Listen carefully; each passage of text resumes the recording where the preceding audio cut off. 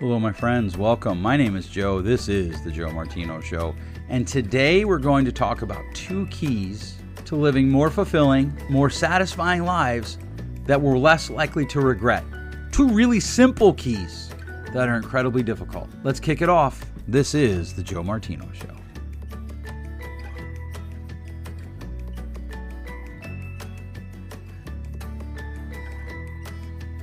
You're listening to The Joe Martino Show, a podcast dealing with all things emotional, relational, and human nature.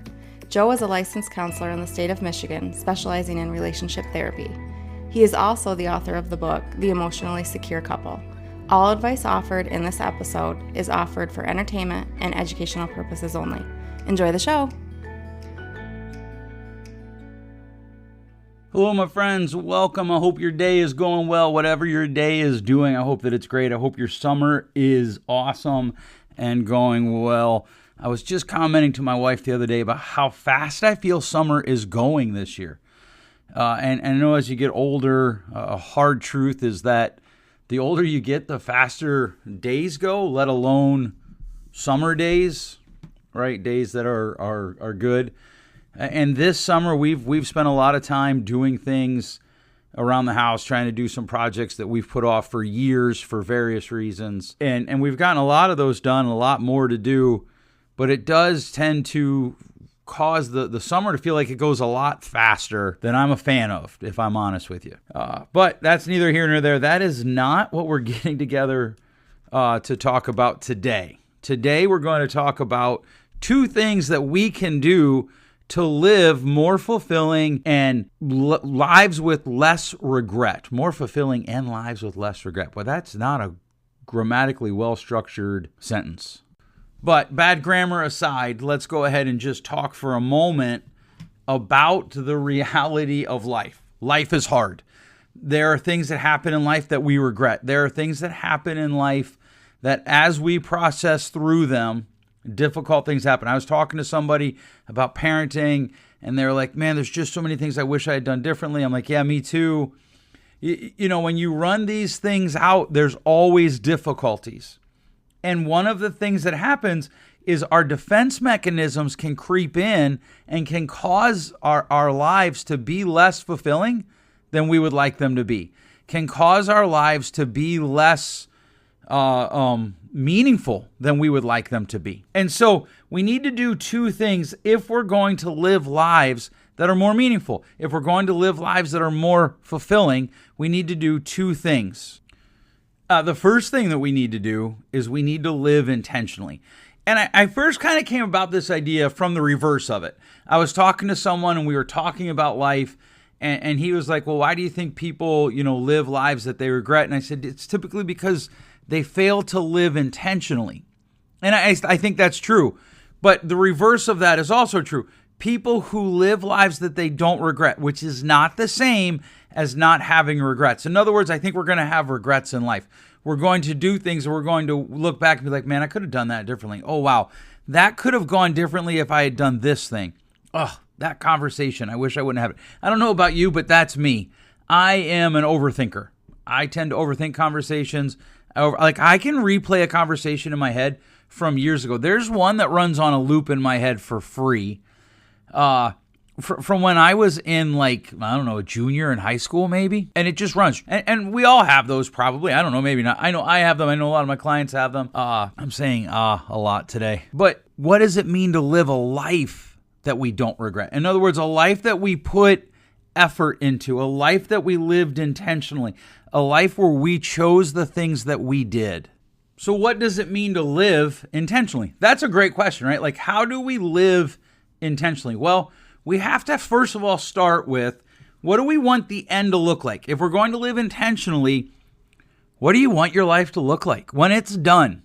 And I know this is a question that can be hard to wrestle with. For years, I would walk around and I'd ask people, when 100 years from now, you're looking back at your life and you know you're going to die tomorrow.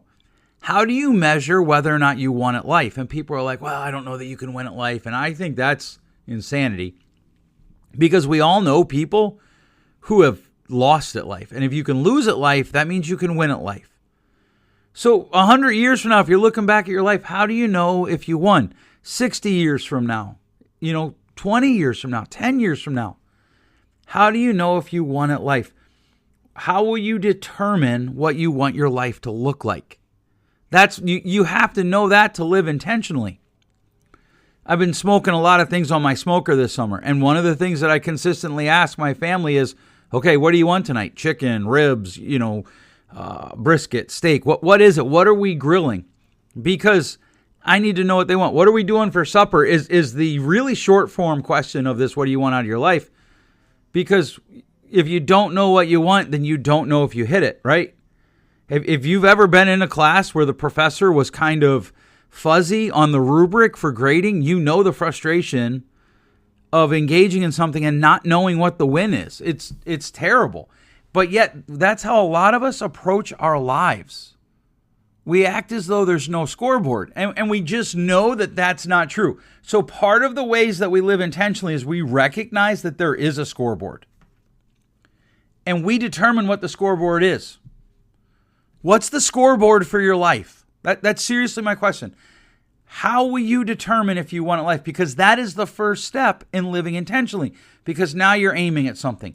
Now you're pointing your compass at something. Now you're picking a direction. And so many times when we engage life, what we actually do is we're just like, I don't know, and we just let the day happen to us. I can get caught to it here. Sitting at my desk, I can come in. I have a long list of things that need to get done, and I can suddenly be caught off guard in how much time I spend just looking something up or researching something or just scrolling a page or reading, right? Like reading is a good thing, but I can lose myself in that. And if I don't get these things done today, then the rest of my week looks immeasurably harder. Or like yesterday, my son wanted to play F1, a video game. Now, I don't think he listens to my podcast, so I'm safe to say this. I didn't really want to play. But I did. Because at the end of my life, he's not going to remember, man, Dad just did a great job at laundry, which is what I was doing at the time. I was working outside doing laundry. I like doing laundry. And my son was like, hey, Dad, do you want to play F1? He had asked me probably 3 days in a row. And finally, I was like, yeah, dude, let's play. Because at some point, he's not going to care about the chores that I got done. When I look at the scoreboard of my life, how much stuff I got done around the house doesn't matter. Because someday, probably a day much sooner than I would care to think, I'm going to not be on this earth anymore, and that house is going to move on to somebody else. And so, but he might remember that day. Remember that day Dad and I sat down and we played F1, and I wrecked him so that I could win? I've said this so many times. This is one of the things that people with explosive tempers forget. Your explosive temper, when you give free rein to it and you let your body just explode, that leaves a longer impression on people than the other things. Right? Now, he might not even remember that we played F1 in 11 years. But hopefully he'll remember over the course of his life my body of work. Because I know what I'm aiming for. If you're going to live intentionally, you have to know what you're aiming for. What is it that you're hoping to have happen? What is it that you want your life to look like? That's what you're aiming for here, right? Because once you do that, then you get to start choosing your behaviors. If we're going to live intentionally, we have to know what we're aiming for, and then we have to choose our behaviors. There's so many people, they have these really awesome dreams. They have these really fantastic goals, but they're afraid to put behaviors to them. They're afraid to dig into the actions that are needed to make those goals and dreams come true. And without the behaviors, it's just a dream. It's just something you sit there and think about, right? Like there's nothing to it. But you have to risk. And behavior requires risk. It requires intentionality. Now, we're going to come back to that later because the second part of lives that are more fulfilling is we have to be able to tolerate distress. We have to be able to tolerate distress, especially in this phase here, really these next two steps of the live intentionally phase, which is you have to have behaviors, which means you have to be able to fail. You have to be willing to fail. You have to be able to tolerate failure. You have to be willing to try and it not work out. You have to be willing to try and feel like you don't know what you're doing. You have to be willing to engage something and not know what you're doing and realize, oh, wait, it could have gone that way. Right? There's so many things that don't get done because people are afraid to struggle with the idea of not knowing. They're afraid to struggle with uncertainty. And so things don't get done that they want to do that would lead them somewhere, and they therefore start living. It's actually they're living intentionally. They're just not living a very good intentional life. They're living unintentionally, intentionally, right? I'll say that again. They're living unintentionally, intentionally. Well, I would do that, but I could do that, but I could reach out to that person, but, and you can do those things. You might fail, and it's okay. You might strike out, and it's okay. You might try to start a neighborhood group to do something, and it might fail. That's okay. You can do it again. Because if you're going to live intentionally, you have to know what you're aiming for, right? What's your target? Where's your compass? You have to know the behaviors that are going to get you there. And then you have to be able to examine the results of those behaviors and modify as necessary. The problem is that modification involves failure. And we don't like failure, right? I get that. I hate failure. We don't like failing. We don't like feeling like we tried something and it didn't work. And so what happens is people who have fulfilling lives, what they do is they consistently find things that they intentionally engage. And the truth is they probably fail a lot. I'll never forget the first time this hit me. I was reading biographies about really famous people, about successful business people, and I realized that there was a theme in all of them. They all failed repeatedly. They all engaged things and it didn't go well time and time again. I was just listening to a podcast about successful business people, and this one was about an author, and he was talking about how he engages again and again and again, and it doesn't always work out. Because you have to be able to say, okay, I tried that, it didn't work, now we modify. But it's that middle sentence there, it didn't work, that tends to trip us up. That tends to cause us pain because we don't like to fail. We don't like to have to say, I tried that and it didn't work. And yet, without that middle step, hey, I tried it and it didn't work. How do we know if we're living intentionally? We don't. Right? Because, okay, I'm going to do this. I'm going to write a book. I'm going to build a house. I'm going to start a group of people coming together to meet and talk about life. I'm going to intentionally have a dinner party once a month for friends. Whatever it is that you're going to do, there's going to be parts of it that won't work. There's going to be things you try that don't work. And when you start engaging it, you have to be able to live with that, which is the second thing that people who live fulfilling lives that they typically don't regret do. They tolerate distress. And they typically tolerate it well, which is something of a subjective term, because there are people that I know that tolerate distress really well. And they're like, yeah, but I don't like it. Well, right. That's why we call it distress.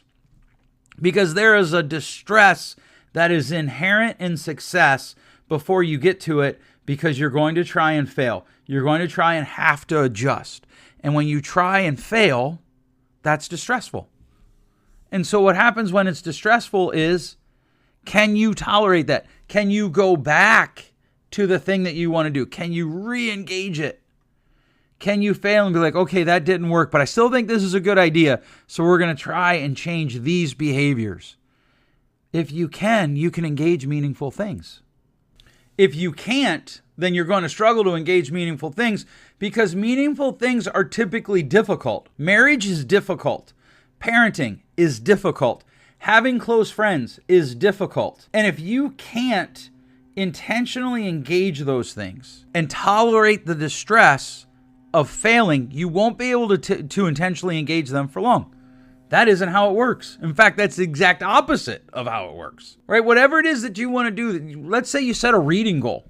You want to read 12 books this year, 1 book a month. That's a worthy goal. 10 pages a day, on average, 30 days in a month, you'll knock out most 300-page books in a month. But that's if everything goes right. And the thing of it is once you decide to try to do something, not everything goes right. Maybe you want to become debt-free this year. And so you set up a plan, and then your heater just shuts down and doesn't want to start again. And now you have a debt that you didn't plan on. What do you do next? Whenever you do, you're going to get tired. You engage something, you're going to be tired. You're going to be distressed. Whatever you do is going to have some difficulty to it. What are you going to do when you get tired? Right now, today, as I'm recording this, there's this thing running around in the back of my head about something I have to get done for a conference for next year. And I'm like, I don't know how I have the time to do that, but I'm going to have to find the time. I'm going to have to engage it intentionally and live in the distress of knowing it might not work out. Just engaging something brings stress because it might not work out. And then if it doesn't work out, there's more distress that now you have to engage. And then you have to run it all over again. You might fail again. You might encounter the same pain, the same discomfort, right? The ability to tolerate distress is the key to being able to consistently engage something. It is the key to consistency. It's relatively easy to engage things when it's easy, when there isn't distress. Notice I said it's relatively easy when they're easy.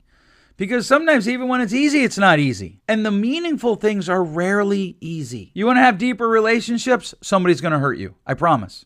You want to have a wider group of friends? People are going to reject you. You want to raise children? They're going to tell you that you're stupid and don't know what you're talking about and that you're just ridiculous.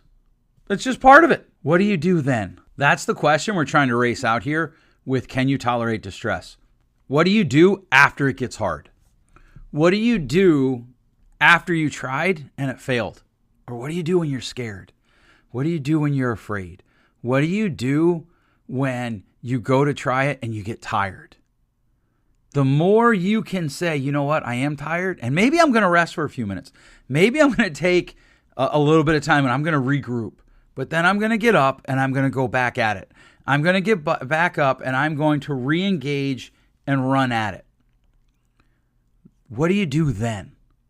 Because if you want to have a more meaningful life, and I hope that you do, if you want to continue to have a meaningful life, you have to intentionally engage your life. You have to intentionally engage the world around you. You have to be able to tolerate distress to do that intentional engagement. 2 keys to a better life. It's so simple, and yet it's so incredibly difficult. All right, 2 easy steps that are really difficult. I hope that you enjoyed today's episode. If you did, please share it with your friends. We find meaning in sharing things with our friends. Just hit that share button. If you haven't already subscribed, feel free to subscribe. Thanks so much for listening. We'll catch you next week. Thanks for listening. If you enjoyed today's show, please share with a friend. And hey, give us that rating in your podcast store. Until next time, change possible.